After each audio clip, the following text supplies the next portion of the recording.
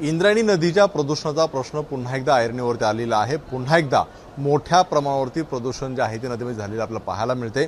यावरती जे आहे ते अधिवेशनामध्ये आवाज उठवला होता, मात्र जैसे ती परिस्थिती पाहायला मिळते। आपल्यासोबत स्थानिक आमदार दिलीप मोहिते पाटील आहे।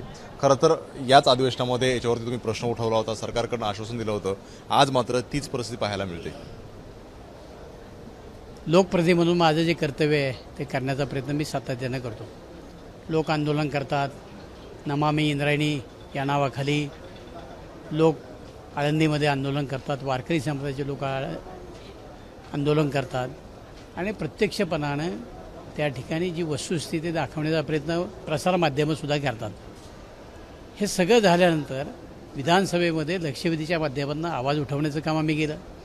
आज जर शासन त्या ठिकाणी आम्हाला शब्द देत असेल, आश्वासित करत असेल किंवा त्या संदर्भामध्ये आम्ही लक्ष घालतो आणि इंद्रायणीचं प्रदूषण थांबवतो। आता संसदीय प्रणालीमध्ये जे आयुध आहेत त्या सगळ्यांचा उपयोग आम्ही त्या ठिकाणी केलेला आहे। लोकांचे प्रश्न मांडलेले आहेत, मंत्रिमंडळाकडे जाऊन त्या विषयासंदर्भामध्ये त्या प्रश्नाला वाचा फोडण्याचं काम केलं, त्या संदर्भातली पत्रं दिलेली आहेत। राज्याचे उपमुख्यमंत्री, जिल्ह्याचे पालकमंत्री अजितदादा पवार त्या ठिकाणी आहे। इंद्रायणीच्या प्रदूषणामुळं अर्धा जिल्हा आणि सोलापूर पूर्ण जिल्हा त्या ठिकाणी घाण पाणी पितो आहे आणि त्या सगळ्या लोकांचं आरोग्य धोक्यात असताना सुद्धा जर शासन त्याच्याकडे दुर्लक्ष करत असेल तर शेवटी आमदार म्हणून आम्हाला जी काय आयुध आहेत ती वापरल्यानंतर काही मर्यादा आहेत। माझी शासनाला आजही नम्र विनंती राहणार आहे की इंद्रायणीचं पाणी हे भीमा नदीला मिळतं।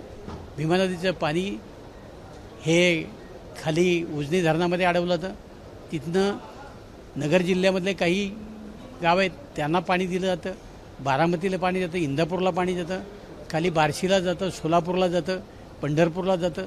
हे सगळ्या त्या भीमा नदीच्या पाण्यामध्ये मग आज भीमा, भामा, इंद्रायणी, नंतर पावणा, मुळवा, मोठा ह्या सगळ्यांचं प्रदूषित पाणी खाली जातं। या सगळ्या लोकांचं आरोग्य धोक्यामध्ये आहे। जीवसृष्टी जी आहे तिथली पाण्यामध्ये ती अडचणीमध्ये आहे। इतका घन प्रश्न असताना सुद्धा सरकार किंवा मंत्री गंभीर नाही का? कारण हा मुद्दा याच अधिवेशनामध्ये सत्ताधारी 3 आमदारांनी मांडला होता, त्याच्यावरती मोठी चर्चा सुरू झाली होती, सरकारकडून आश्वासन दिलं होतं।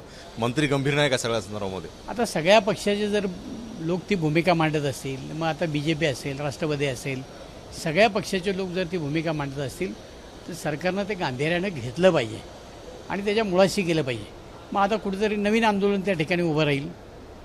ज्या पद्धतीने आता मराठा आंदोलन उभं राहिलं तसं आता इंद्रायणीच्या तीरावरचे लोक उद्या आंदोलन जर करायला सुरुवात केली, त्यांचं जर आरोग्य धोक्यात आलं मग सरकार गंभीर होणार आहे का?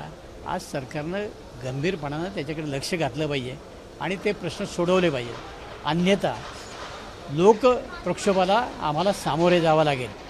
एवढीच माझी सरकारला या निमित्तानं विनंती राहणार आहे। कुठेतरी ज्या काही कंपन्या आहेत त्या कंपन्यांचं केमिकलचं पाणी जे सोडलं जाते, कुठेतरी काही साठलोटा आहे का? त्यामुळे सगळे हे मागे पडत आहे। आज तळवड्याच्या परिसरामध्ये किंवा चिखलीच्या परिसरामध्ये बेकायदेशीर जे भंगारचे व्यवसाय चालतात, बेकायदेशीर त्या ठिकाणी महेश लांडगे सांगितलं की तिथं कत्तलखाने चालवले जातात, बेकायदेशीर केमिकलचे कारखाने केले जातात किंवा तिथं जे भंगारचे दुकानं आहेत ते महाराष्ट्रातल्या, भारतातल्या अनेक ठिकाणाहून ड्रम केमिकलचे आणतात आणि त्या ठिकाणी ते साफ करतात।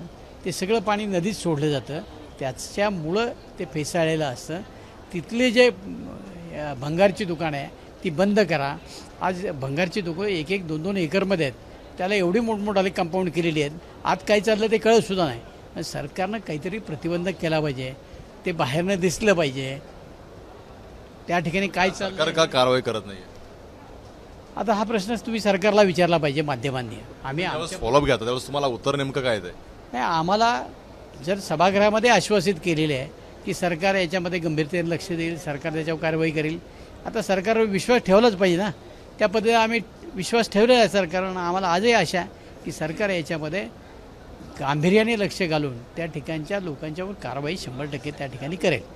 तुमचं सरकार आहे, सत्ताधारी पक्षाचे आमदार जे आहे ते आवाज उठवत आहेत, मात्र सरकार कारवाई करत नाही, याचा अर्थ काय घ्यायचा? नाही, त्याचा वेगळा अर्थ मी काढतच नाही आणि तुम्ही घ्यावा असंही मी म्हणत नाही। परंतु आजही माझी सरकारला या आपल्या माध्यमातून नम्र विनंती राहणार आहे की हा विषय गांभीर्याने घ्या।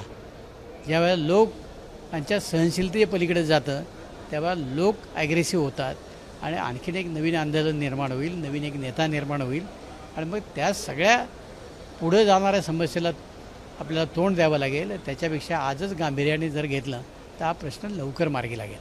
आता आपण आजच जर प्रश्न हा गांभीर्याने घेतला तर प्रश्न मार्गी लागेल, नाहीतर नवीन आंदोलन, नवीन नेता निर्माण होईल असं दिलीप मोहिते पाटील म्हटलं पाहायला मिळतंय. कॅमेरामन अनुप रुस्तोगी सरसुने, एबीपी माझा, मुंबई. एबीपी माझा, उघडा डोळे बघा नीट.